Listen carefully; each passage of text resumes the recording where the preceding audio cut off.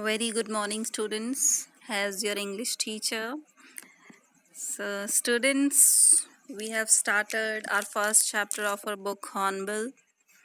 So, this is the second part of the chapter. Yesterday, we have studied about the first two stages of the author's relationship with his grandmother. First stage was when the author used to live with the grandmother every morning used to wake him up, get him ready for the school, and accompany him to the school. And on their way, they always used to feed the street dogs, and come back together. So they had a very good relationship in the village. So they were enjoying the village life. This is the first stage. And the second stage, when the author's parents has called the grandmother and the child to the city school, and the child got admitted to the city school. Grandmother was not able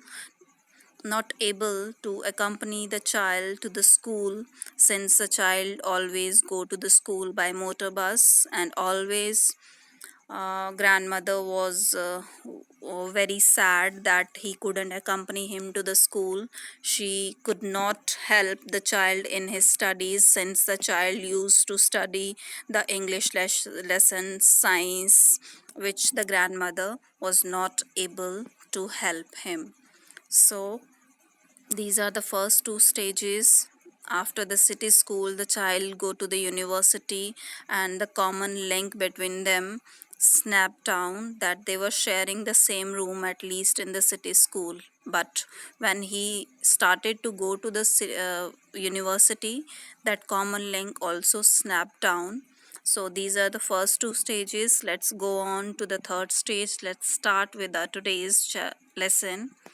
So, the third stage, when the author leaves for higher studies.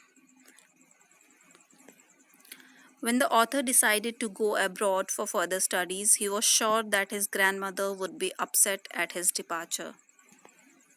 This was the stage when she found herself altogether secluded and lonely, but she tolerated this growing distance with grace and self respect. All day long she sat spinning the wheel and reciting her prayers. She relaxed for a short time, only in the afternoon, to feed the sparrows that came in large numbers. She was a kind hearted person. In the village, she used to feed street dogs, and in the city, she made friends with birds. They too became very friendly with her. The bond and level of comfort they shared with her is evident in the fact that they perched on her legs and head also. She used to be at her happiest self while feeding the sparrows. She came to the railway station to see him off, but didn't show that she was upset. She was absorbed in her prayers, telling the beads of her rosary. She silence kissed the forehead of the author, which the author thought could be, supposedly, the last of their physical contact, since the grandmother is growing old. He thought so because she was very old and may not survive till he completed his education and came back to his home. Stage 4, Author's homecoming after completing the studies in abroad. So, when the author returned after 5 years, he didn't find any change in his grandmother. He found her even more religious and self possessed than earlier. She spent a lot of time in prayers and in spinning the wheel. She was as old as ever and remained absorbed in her prayers. Even on the day of his return, she didn't give up feeding the sparrows, which was her religiously followed routine since many years. Feeding the sparrows was her only happy activity of the day. But just the day before her death, for the first time in so many years, she broke this routine and abandoned her prayers. In the evening, for the first time ever, she didn't pray. She collected several ladies of the neighborhood and sang songs related to the homecoming of warriors. She had to be persuaded to stop singing in order to avoid overstraining. However, the next day she was taken ill. Stage 5 is the grandmother's death. Though diagnosed with a mild fever by the doctor, grandmother knew that her end was near. She decided to spend the last few hours of her life reciting prayers and telling the beads of her rosary. She didn't want to waste any more time talking to anybody.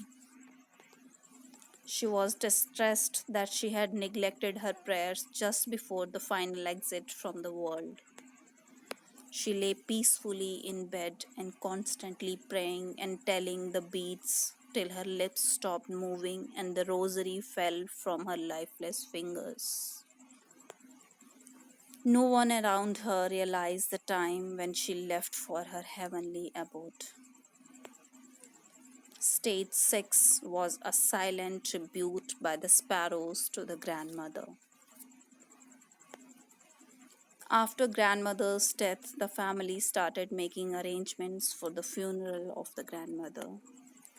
When they entered the house with a stretcher, they had to stop midway to find thousands of sparrows scattered around her dead body. The sparrows flew into to mourn her death and sat around her body in complete silence. They were paying their last tribute to the grandmother. They flew away silently after the body was carried away for cremation.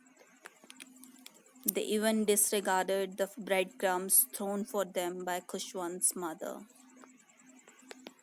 The breadcrumbs were swept away by the sweeper the next morning.